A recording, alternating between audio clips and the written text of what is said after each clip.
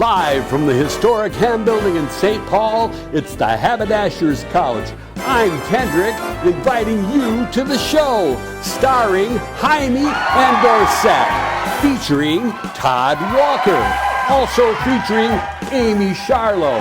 And now, ladies and gentlemen, here's Jaime. Back. Happy Friday.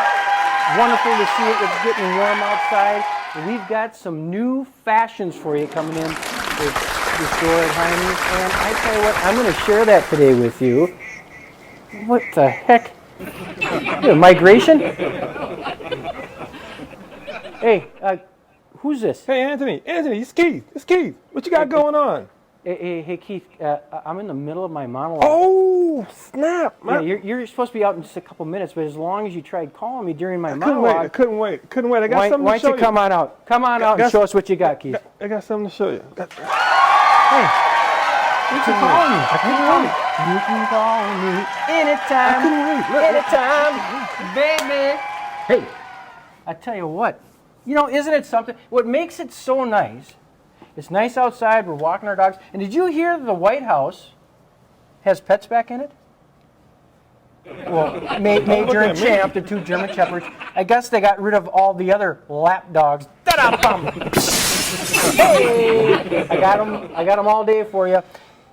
Keith, tell me about what you're wearing. You're illuminating. That is a beautiful blue. I'm a who? You're illuminating in so many ways. Spiritually. This. Yes. Oh, feel it. So, in a minute. Like butter. Well, this is a new custom program. By Jaime's. Yes. Not only new, but by Jaime's. Soft shoulder. I am so happy with that fit. Makes my butt look. Right? You got double vented backs. I need it. I've been working out. Tell me about double breasted this season. For me, You seeing more and more? I wanted to have some fun with it. Yeah. So this program allows us to do a lot of, it has great options. Right. Sink my teeth into it. Yeah. Really a lot of fun. It feels comfortable. So I can move in it. So the options you're talking about are like buttons. Working buttons. Lapel choices. Flap. What'd you do for the inside? Oh, What'd you do on the inside? Show it. Can you see the inside here? just nothing. Just a little. Yeah, well, that's nice. I like it subtle, but it's got a little flavor. I mean, matches the window pane. Oh yeah, I'm blinged out enough. So we've got a whole box full of new swatches into summer, and this is one of the selections that we have. But we made jackets and outfits for all the staff members here at Jaime's. You got to come down and check out Men and women, I'm excited. the many new styles. Thanks for wearing this today. I appreciate it. You're very, very dapper. Anything else you want to get off your mind? No, this is it. All right. Well, sit back, relax, and enjoy because you deserve it. Hello, I'm Amy the Hypnotist, and this is Coffee Talk at Amye's Haberdashery. Now, hypnosis is science. We know where it works in the brain. We know how it works in the brain. It's an amazing tool for change, and it's also a ton of fun. In pop culture, hypnosis is everywhere. It's in Pokemon Go, it's in Scooby-Doo, it's in all the sitcoms, it's in the movies, and normally it utilizes one of these. This is the hypnotic spiral, and this is a lot of fun. We're going to do this, and you can just play along at home here today. I'm going to start the spiral, and if you just watch it and listen to my voice, you'll have a really cool optical illusion. Now pick an object, like somebody's head, and when the spiral stops, you're going to look at that object. All right, we're getting ready to start, and focus. Focus on the sound of my voice. Sound of my voice. Let your eyes relax into the spiral. 10, 9, 8, 7, 6, 5, 4, 3, 2, 1. Now look at the object you chose. Look at the object. Look at the object. Isn't that cool? If you followed along, depending on which direction this was turning, the objects either got really big or really small. Now what's happening there is not hypnosis. It's a really cool brain and optical illusion. What's going on is your eyes have 6 muscles that direct where they go, and they get tired out, and when the spiral stops, they overcompensate, which means your brain is overcompensating for the image and gives you the sensation that it's changing sizes. How cool is that? All with the power of your own mind. So feel free, rewind, play it again, and don't get a big head. It's Todd About Town, Todd Walker, entertainment, travel, and more. Hey Todd, what's new? Welcome back to Todd About Town. This week we are at Emmett's Public House on Grand Avenue. It happens to be one of my favorite pubs. Having been to Ireland a couple times, if you want to get that feeling, you've got to come here. But we're here tonight to talk about the famous fish and chips they do. I must be honest with you, it's some of my favorite in town. Now check this out. Does this feel like an Irish pub or what? This place is so authentic. But we've got to show you the food here today. We're here with Chef Don. How are you, Chef? I'm doing well. How about yourself? I'm doing fantastic. Sounds good. All right, so I just sold the fish and chips in a big way, but let's start with some of your other signature items. If you want to get a taste of Ireland, what do we have right here? Well, what we got right here is our corned beef and Brussels sprouts. It's our Brussels sprouts with corned beef with the blackberry reduction. With our homemade gravy here at Emmett's. Oh, that is so good. I've Yes. had that. All right, let's skip over the fish right just for a moment. Gotcha. And this one I know is really super popular. Yes, that's one of our best-selling items. That's our salmon salad. And what comes with that is our field greens, pumpkin seeds, goat cheese, and then on top for a little crunch is our sweet potato chips. And then it's topped off with our delicious Atlantic salmon. Yeah, this one is so good. I honestly have had every one of these items. Definitely. All right, now back here, they just brought us out some of these cheese curds. Yes, these are our cheese curds. We make them in-house here. Everything's made in-house here at Emmett's. And these are pretzel curds. They're amazing. It's just pretzel-crusted cheese curds. And then we have our honey mustard that you use for a dipping sauce. Oh, that's so good. Yes. Let's talk fish and chips. Gotcha, All right. gotcha. I have to say, I think I'm kind of a pro on fish and chips there, Gotcha, Chef yeah. Don. I've been all over the Twin Cities and I've hit just about every place in St. Paul. And Okay. I've done different stories on fish and chips. But I have to say, yours, I mean, it's so good. I mean, the fries are Thank great. you, The thank chips you. are good. So let's talk about what you do to make these so amazing. Okay, well, it's a secret in a recipe that we got here at Okay. Emmett's. It's a family recipe. It's our beer batter that's actually an old-fashioned recipe from Emmett's, our original owner.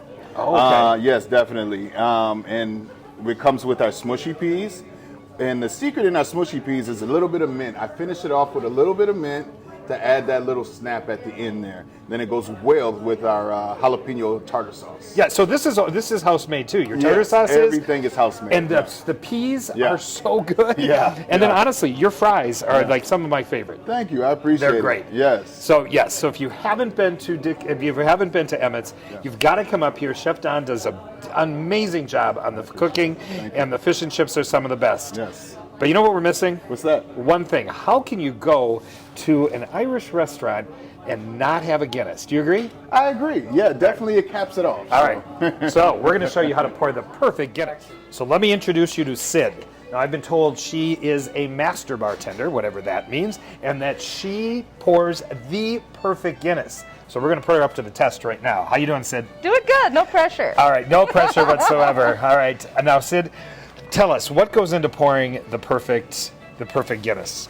Well, I definitely think it's probably the 100,000 pints that I've poured in the last 6 years here at Emmett's, plus a few years before that pouring improperly.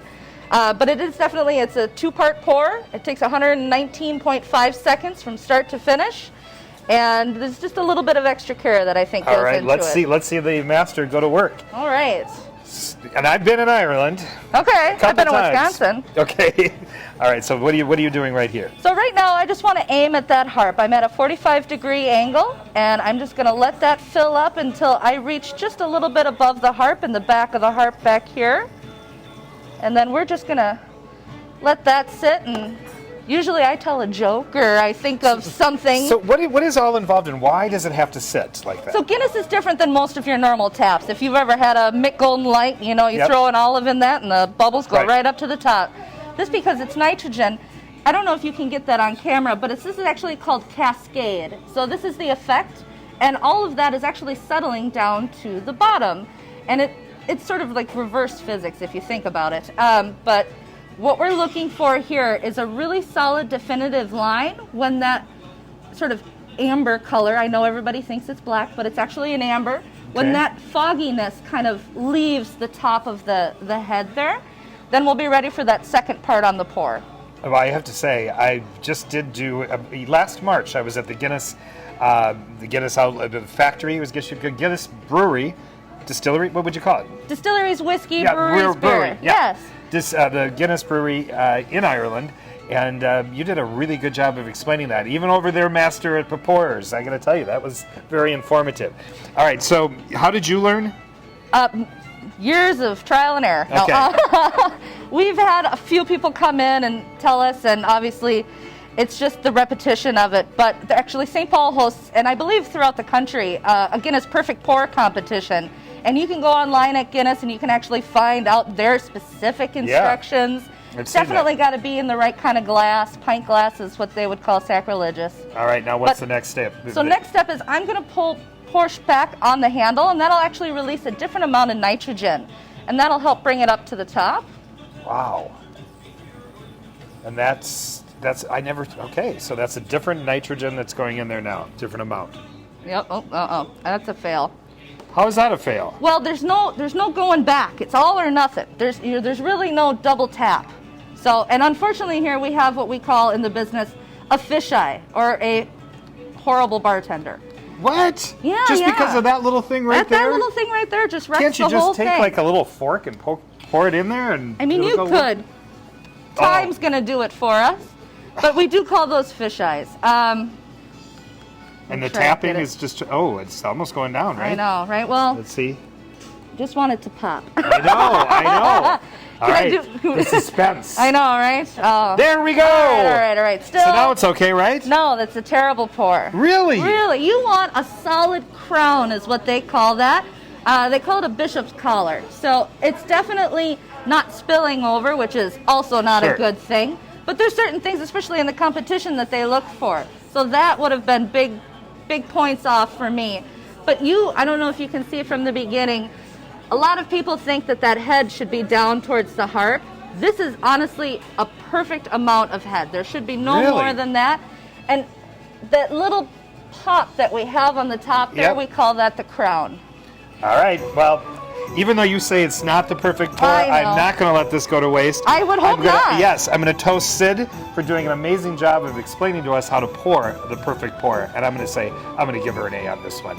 All right, thanks for joining us today on Todd About Town. We'll see you next week. We'll explore more places around the cities.